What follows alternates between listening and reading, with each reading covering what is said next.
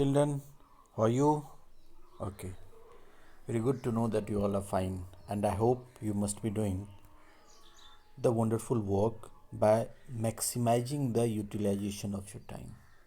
Fine? So, come back of our topic today, children. As you know, we are discussing the chapter from contemporary world politics, the Cold War era. We have discussed basically the two topics in this chapter. Cuban Missile Crisis, the chapter begin with, followed by what is the Cold War. The exact concept of the Cold War we have discussed, children. If you do have any question, must ask.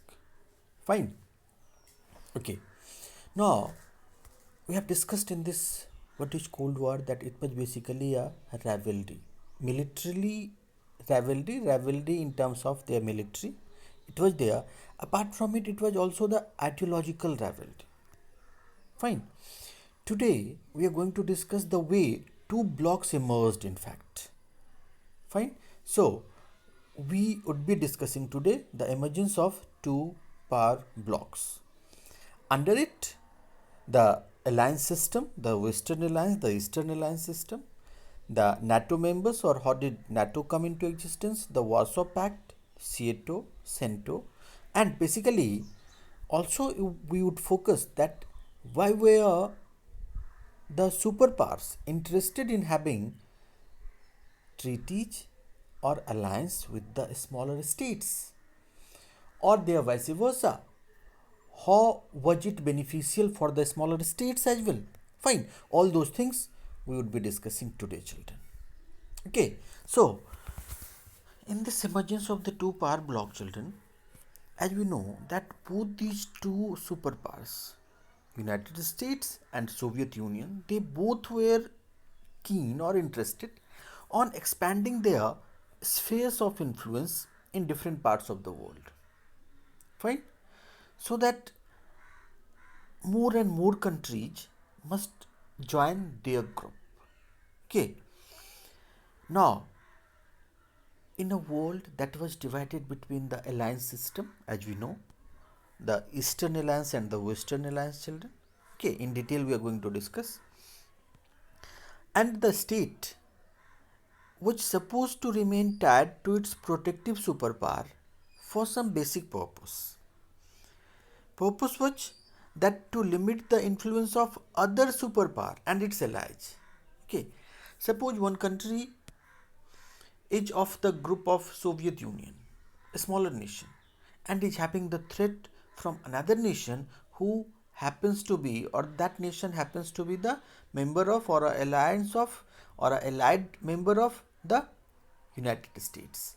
So that smaller nation, they would want that protection and security I must get by my superpower. For this purpose, they were highly interested. Okay, and they remained tied to its protective superpower, so that others, my counterpart, my rivals' influence must be limited. Fine, children. Now, the smaller states in the alliances, they also used and they tried to maximize the link to, to the superpowers for their own purpose. Apart from the promise of the protection, basically they got, or they were having these purposes. Yes, certainly their protection would be the key for them. So protection, the promise of the protection they were getting, weapons, whenever they would require the weapons, the assistance they will get, and the economic aid, economic assistance against their local rivals. Yes, children, against their local rivals. Their problem was basically at local level. Okay, so they wanted all these things against their local rivals and mostly regional neighbors with whom they had rivalries. Fine. And this alliance system, children, this alliance system that led by these two superpowers certainly threatened to divide the entire world into two camps. Isn't it? Entire world got divided into two camps, Western Alliance and the Eastern Alliance. Most countries of the Western Europe sided with the US, that came to be known as the Western Alliance, and second group, Second group was that of Eastern Europe. The countries of the Eastern Europe, they joined the Soviet camp. They sided with the Soviet Union. So that became the Eastern Alliance. Here you will find a map. Okay. And I hope you are going through your text. If text you don't have, PDF you must be having, children. Here map had also been attached. Are you finding here the region, the areas or the countries shown with the red color? They all were the countries of the Eastern Alliance. Entire represents the red color represents the countries of Eastern Alliance. Fine. And basically they were the Warsaw Pact members, children. And here, because the yellow color is being shown, that they all are the NATO members. Next we are going to discuss about these NATO members and the Warsaw Pact members also, or this pact particularly. So all these countries you are finding with the yellow color, they are the NATO members. Okay, and with the green color, there are some communist nation, other communist nation. Okay, are you finding this? So simply this map is depicting the way Europe during the Cold War was divided into rival alliances. Fine. So you are finding here with the green color, it's your Yugoslavia. Okay, and some other color that others had been denoted. They are not the part of the NATO or the Warsaw. Okay, means neither the Western Alliance nor of Eastern Alliance. Fine, children. Now come to the NATO and then the Warsaw Pact.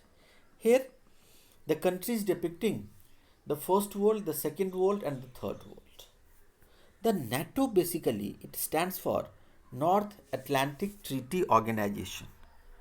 Fine, children, and it was formalized in the year April 1949.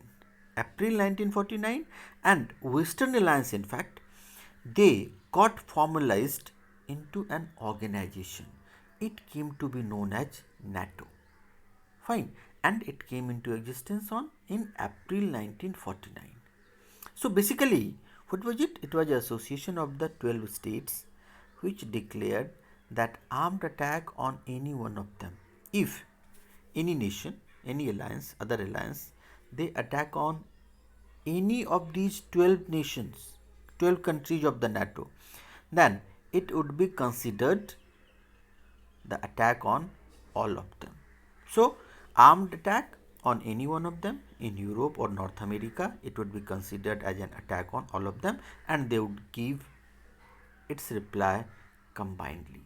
So that the purpose was that no nation could ever think, could dare to take actions against the NATO, or same in case of the Warsaw Pact. Second, we do have the Warsaw Pact as it happened in case of the Western Alliance.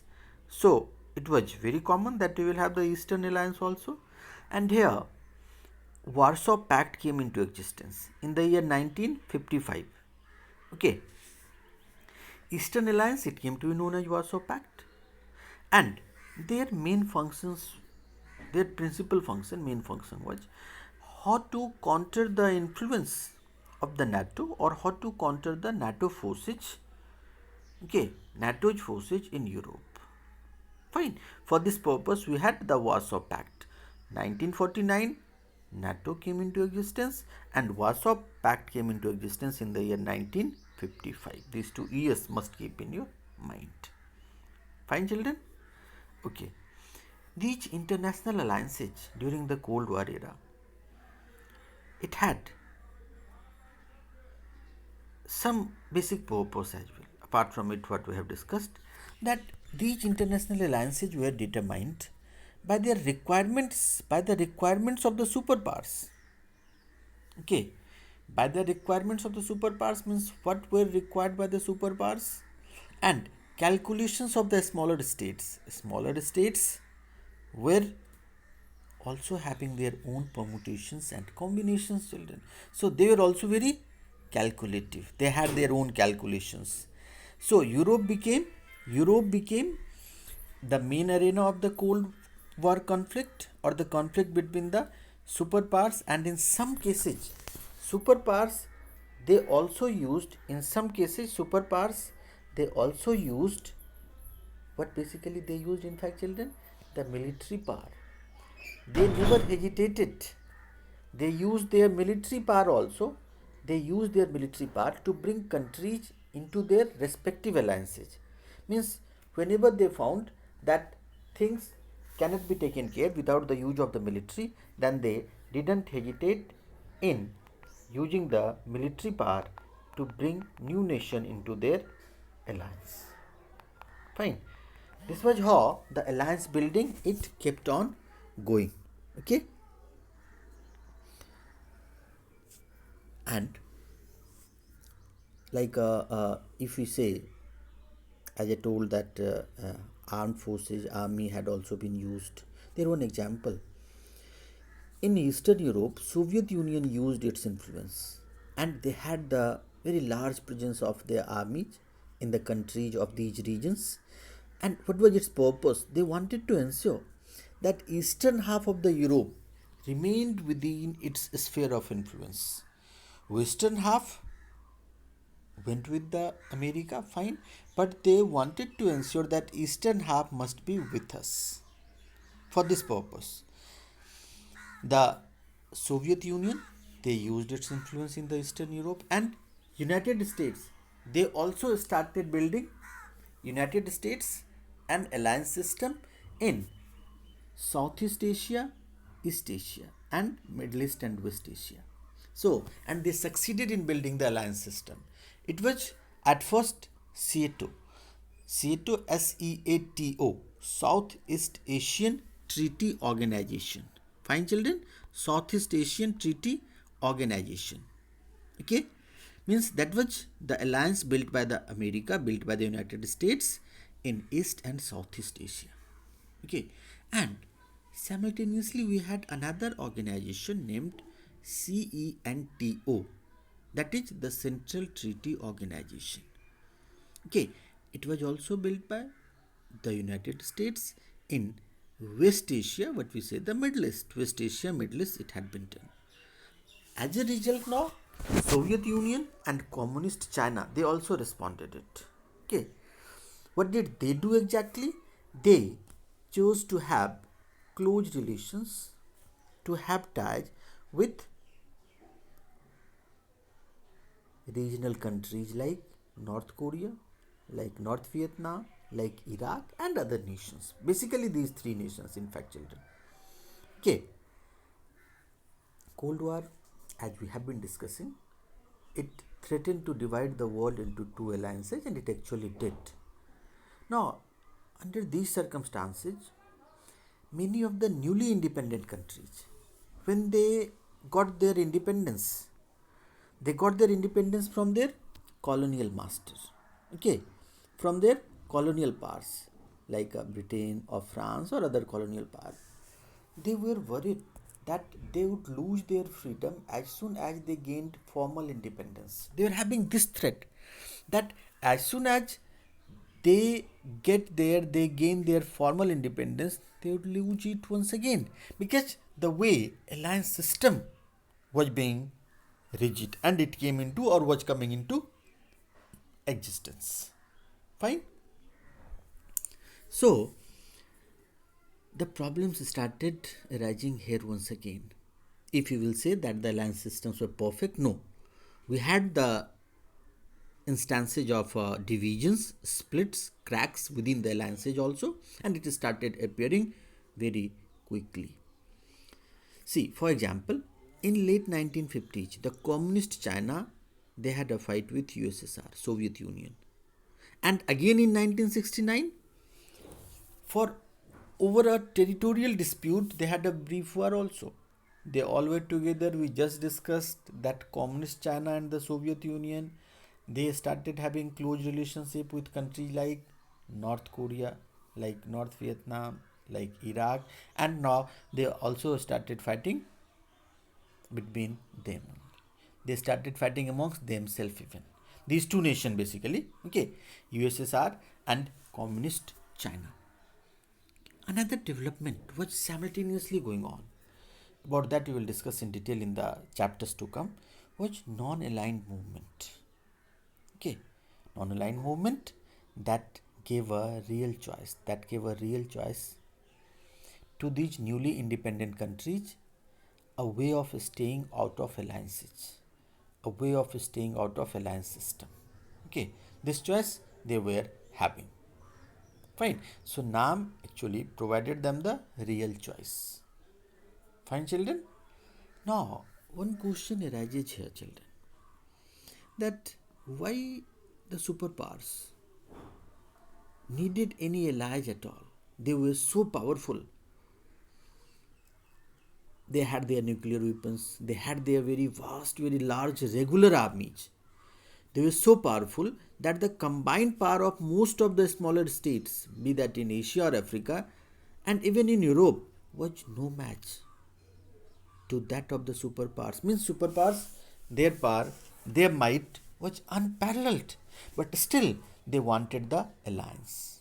Still, they wanted the smaller countries to be with them. Okay. Can you tell why? Okay, we are going to discuss it, children.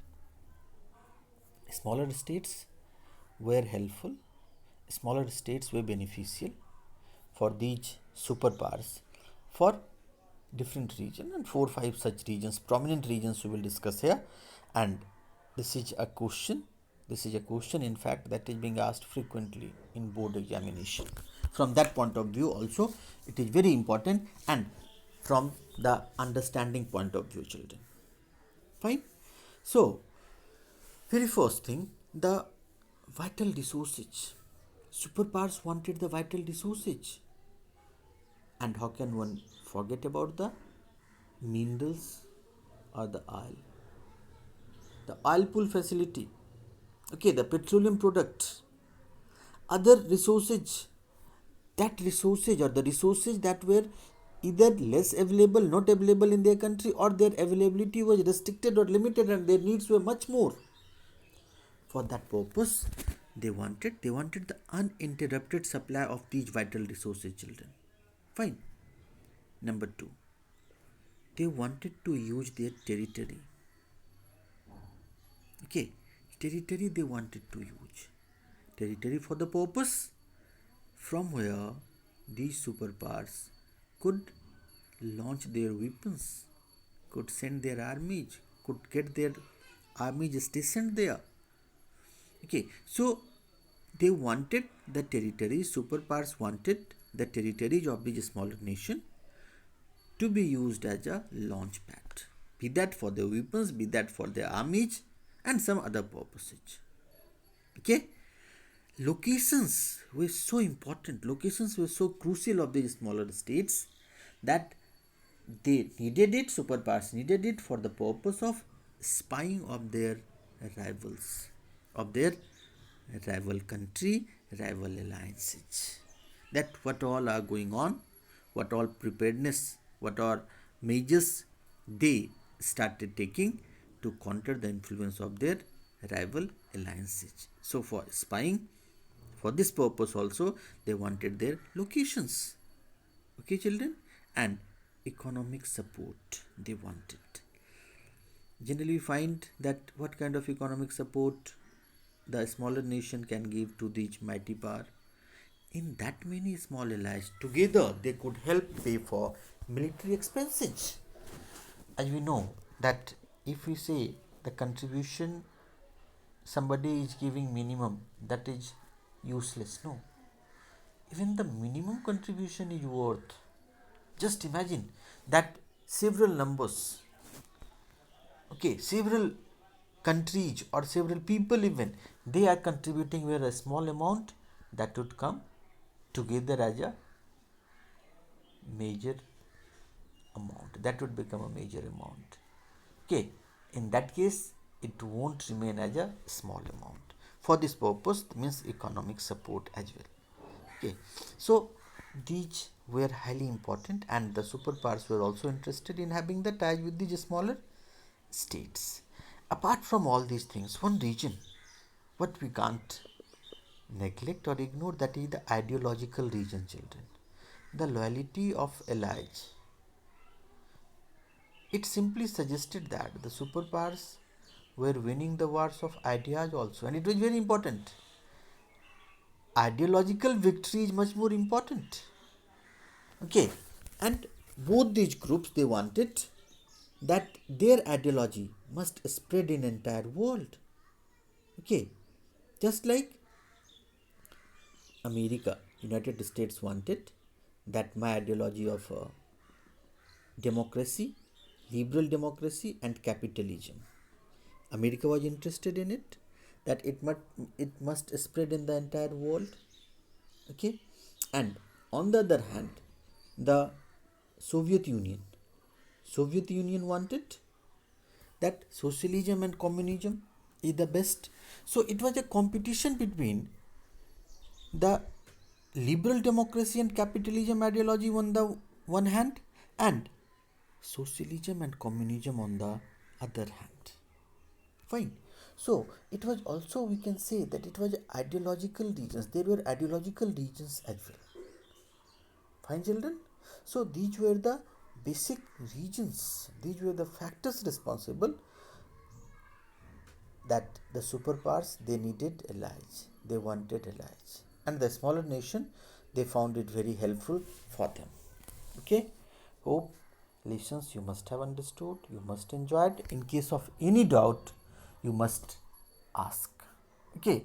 Feel free to ask the question, and just be attentive and maximize the time what had been given to you right now. Okay. Okay. Stay safe. Take care. Have a good